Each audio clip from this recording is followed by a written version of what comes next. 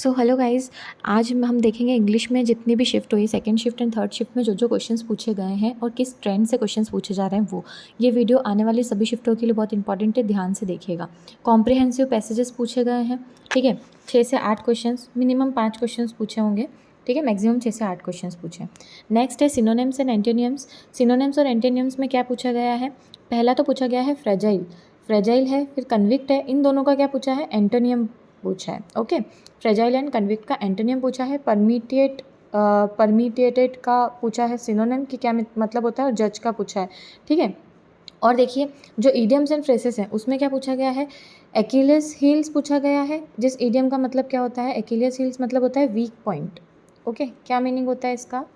Weak point, okay. And cloud nine का आप ही बता दो गाइज, मैंने आप लोग को बताया था या नहीं बताया था? हम लोगों ने जो सॉल्व किए थे क्वेश्चंस उसमें मैंने बताया था क्लाउड 9 का मतलब होता है एक्सट्रीमली हैप्पी, मैं 7वें आसमान पे हूँ, ठीक है। ये क्वेश्चन आया है एग्जाम में, आप पूछ लीजिएगा जो भी एग्जाम देने गए हैं उनसे भी, ठीक है।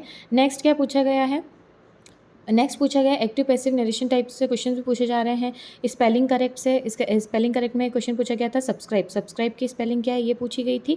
नेक्स्ट पूछा गया था एरर स्पॉटिंग से क्वेश्चंस थे, आर्टिकल से था। आर्टिकल से क्या था? सब्सक्राइब की स्पेलिंग मैंने सही लिख रखी है, उसमें गलत दे रखी थी, ठीक है। आर्टिकल से क्वेश्चन था, द वाला आर्टिकल था, द आर्टिकल था, ठीक है, जिसमें तीनों में द ही ऑप्शन आना था।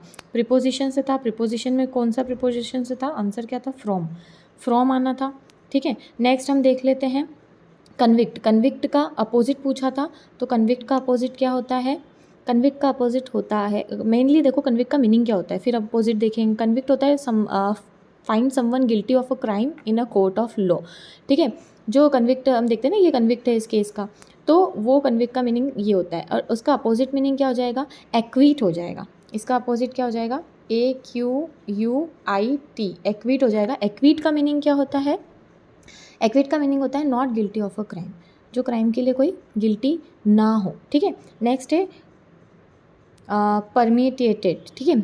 परमिएट है वो, परमिएटेड है। परमिटेड मतलब वो परमिट वाला मत मांगना, मतलब उस चीज़ को मत सोचना। परमिटेड मीनिंग इसमें ये होगा स्प्रेड थ्रू समथिंग, मतलब जल्दी से फैल जाने वाली चीज़ है वो, ठीक है, जल्दी से फैल जाने वाली चीज़ है। देन जज का तो नॉर्मली इन दोनों का सिनोनिम ही पूछा था। जज का क्या था? जज का था डिसाइड करना, ठीक है। जज का मीनिंग क्या होता है? डिसाइड करना, जज करना किसी चीज़ को, ऐसे हम बोलते हैं ना, ठीक है। एक्सट्रीमली क्लाउड 9 पे है ये। और पेडेंटिक का मतलब क्या होता है? इसमें वन वर्ड सब्स्टिट्यूशन में पूछा था, क्वेश्चन दे दिया गया था, उसमें बताना था, उसका आंसर था पेडेंटिक।